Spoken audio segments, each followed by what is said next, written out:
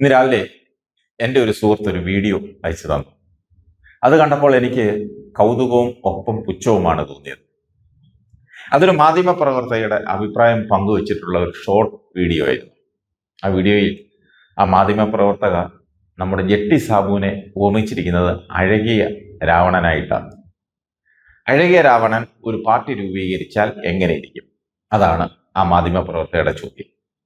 BJP ആശയത്തോട് ചേർന്ന് നിൽക്കാൻ നിലവിലെ സാമൂഹ്യ സാഹചര്യത്തിൽ പ്രത്യേകിച്ച് ക്രൈസ്തവർക്ക് ഇത്തിരി ബുദ്ധിമുട്ടുള്ള കാര്യമാണ്. അത് നമുക്കെല്ലാം അറിയാവുന്ന ഒരു കാര്യമാണ്. അവർക്കൊക്കെ ആശ്രയിക്കാൻ പറ്റുന്ന ഒരു ഇടമാണ് 2020 എന്ന് പറയുന്ന ജെട്ടി സാബുവിന്റെ പാർട്ടി. അത് കണ്ടിട്ടാണ് ആ മാധ്യമ പ്രവർത്തക ചോദിച്ചത്, അഴകിയ രാവണൻ ഒരു പാർട്ടി ഉണ്ടാക്കിയാൽ എങ്ങനെ ഉണ്ടാവുമെന്ന്. അതിനെ ഞാൻ 2020 എന്ന് ചിലപ്പോൾ വിളിച്ചേക്കുമെന്നും അവർ പറയുന്നു. അതായത് ശങ്കർദാസ് എല്ലാ ദിവസവും വീട്ടിൽ വരുന്നവർക്കൊക്കെ ഒരു 100 രൂപയൊക്കെ കൊടുക്കുന്നു. ഈ പറയുന്നത് പോലെ അങ്ങനെ ഒരു ജനാധിപത്യത്തെ വിലക്കെടുക്കാനായി 2015 ഈ ജെട്ടി സാബു ഉണ്ടാക്കിയ പാർട്ടിയാണ് 2020.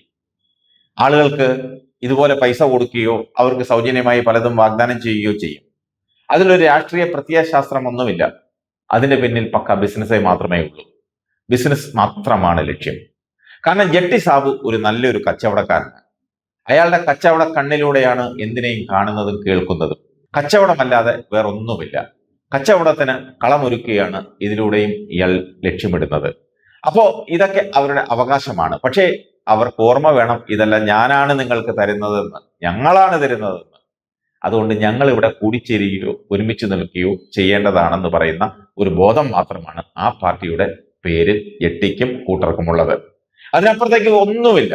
വെറും അരാഷ്ട്രീയമായ ഒരു സെറ്റപ്പാണ് 2020 എന്ന് പറയുന്നത്. രാഷ്ട്രീയമുള്ളവർക്കോ അങ്ങനെയുള്ള ഒരു ചിന്തയുള്ളവർക്കോ ചേർന്നതല്ല ഈ ഒരു കൂട്ടായ്മ. ഇത് അമ്പലങ്ങളിലെ ഒരു ഉത്സവ കമ്മിറ്റി മാത്രമാണ്.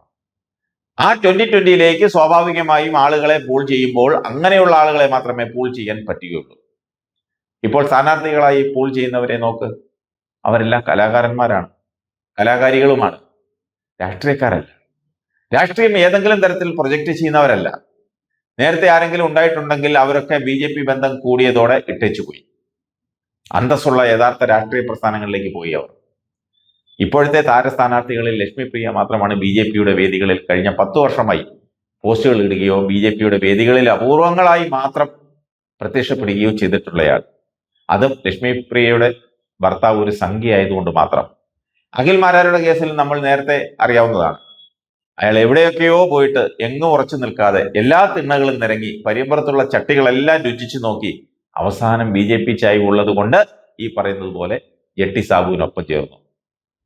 അതേ വാല് പിടിച്ചാണ് നിലവിൽ ലക്ഷ്മിപ്രിയയും 2020യിലേക്ക് വന്നത്. അഞ്ജലി നായരാണെങ്കിലും വീണ നായരാണെങ്കിലും അങ്ങനെയൊക്കെ തന്നെയാണ്. അപ്പോൾ എനിക്ക് തോന്നുന്നു നിലവിൽ 2020യുടെ ഒരു പ്രസക്തി, ആ പ്രസക്തി എന്ന് പറഞ്ഞാൽ കേരള രാഷ്ട്രീയത്തിൽ BJP ആശയം പ്രോക്ലെയിം ചെയ്യുകയും അത് പ്രതിഫലിപ്പിക്കുകയും ചെയ്ത് അത് പ്രൊജക്റ്റ് ചെയ്യുകയും ചെയ്യാനുള്ള ഒരു ചാലകമായി നിലവിൽ 2020 എന്ന പാർട്ടി മാറുന്നു എന്നുള്ളതാണ്. നേരത്തെ BDJS എങ്ങനെയൊക്കെ പ്രവർത്തിച്ചോ ആ രീതിയിൽ ഇതും പ്രവർത്തിക്കും. പക്ഷേ ജെട്ടി സാബുവോ BJP നേതാക്കളോ വിചാരിക്കുന്നത് പോലെ ഒരു ക്രൈസ്തവ മുന്നേറ്റം അല്ലെങ്കിൽ ഒരു ഒഴുക്ക് ഒരിക്കലും ഉണ്ടാകില്ല. ഇപ്പോൾ പണം മോഹിച്ച് പോകുന്നവർ നാളെ വഴിയാധാരമായി തിരിച്ചു വരും. ജെട്ടിയുടെ മുന്നിൽ രാഷ്ട്രീയ ചിന്തയുള്ളവർക്ക് പോയി ഇരുന്നു കൊടുക്കാൻ സാധിക്കില്ല. സാധിക്കുമോ? അതൊറ്റ ദിവസം കൊണ്ട് തന്നെ മനസ്സിലാകും.